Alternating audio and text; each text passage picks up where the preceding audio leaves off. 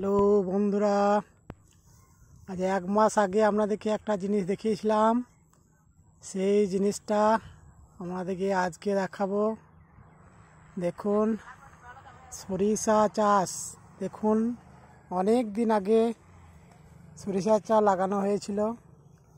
আজ তার এক মাস বয়স হয়ে গেল। সরিষাগুলো এক মাস বয়সে দেখুন দু একটা করে ফুল আসতে লেগেছে। এগুলো এক মাস পুরো বয়স হলো। তাই এই সরিষা চাষটা করা হয়েছিল ডিএপি দিয়ে। এই ডিএপি দিয়ে এই 15 কাঠা ভুঁই লাগানো হয়েছে। দেখবেন এই সরিষাটা অল্প দিনের মধ্যেই উঠে যাবে। যাকে বলে সেই বোল্ডার সর্ষে বলে না, সেই বোল্ডার সর্ষে এটা। তা বন্ধুরা, সঙ্গে থাকুন।